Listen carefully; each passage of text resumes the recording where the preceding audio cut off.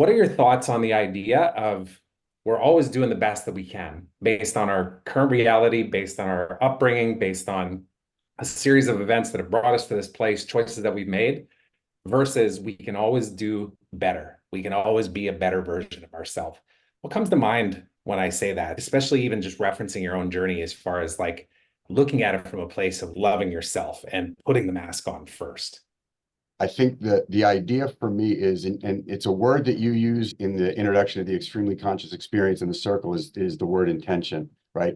And if my intention is to be better today than I was yesterday and better tomorrow than I was today, how do I operationalize that? I think it starts with a foundation of standards, right? So what are my core principles that I'm trying to live up to? So you have to have a framework of what getting better at what means. What is the goal that I'm striving for? Is it principles? My principles are honesty, humility, being helpful, being disciplined, and I measure myself and I keep those principles in my office and at home so that I'm always measuring how helpful was I today? How hopeful was I today? How honest was I today? How humble was I today? How disciplined was I today? So let's start first with having standards of what we want to improve, having an intention to improve it. And I'll tell you the last piece, which is, I think, probably the least used, but most important, is honest self-reflection without judgment. So how, at the end of the day, am I reflecting on what measures gets managed? And so if I'm trying to improve in an area of my life, did I improve in that area today? And how am I reflecting on that consciously and saying, what did I do well today? What do I want to get better at tomorrow? And then how am I going to do that tomorrow? Am I still running 3 minutes late to the gym? Am I still not making sure that I'm doing the deep work? Am I not making my 2 outgoing calls? Or did I make those? And what do I need to do tomorrow to get better? Can I improve the way that I speak on those calls? So I think it starts with intention. It starts, then goes to standards. It then goes to measuring, reflecting, and progressing. I think that's the piece where we really, as men, can do a much better job of because I think for me at least, when I used to reflect, it was always with that negative mindset of what did I do wrong? I'd make those phone calls. I didn't, I beat myself up and my motivation was go down. Now I start with what am I doing well? What do I need to do better? And how am I going to do it? And I'll finish with my favorite framework, which is 1%, right? What's 1% of your day? 1% of your day is 14 minutes and 24 seconds. If you just took 14 minutes and 24 seconds of every single day and decided what it was you were going to do with that time to get 1% better and did it consistently, the compound effect is going to work in your favor. Did that answer the question?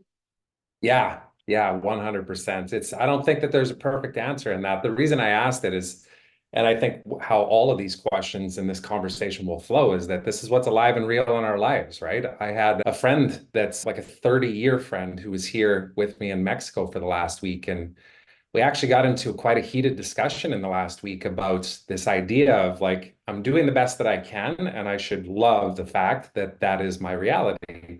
And then also this mentality that's, but I want to constantly improve. And I think you've already referenced the idea of like getting comfortable in the uncomfortable, reframe that to, I just want to continuously grow because I believe that if I'm not growing, then I'm going the opposite direction. And that's the part that scares the shit out of me.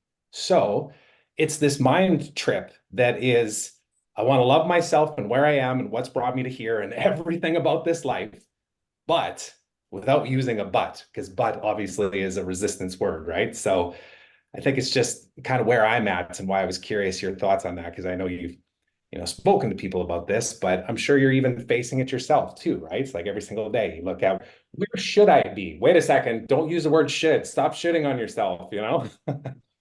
And I think the more we ask better questions, the better answers we get. And it's like, where do I want to be?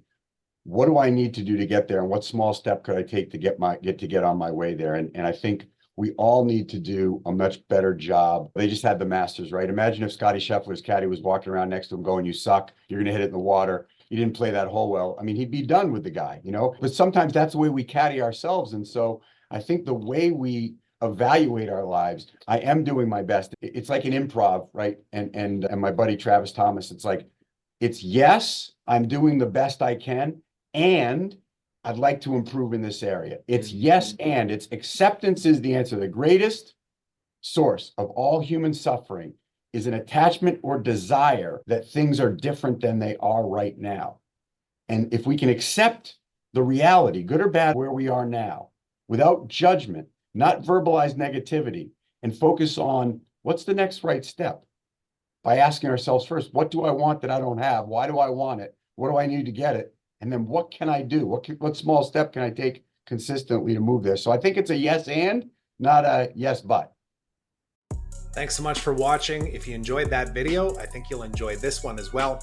And while you're at it, please subscribe to our channel. We'd really appreciate it.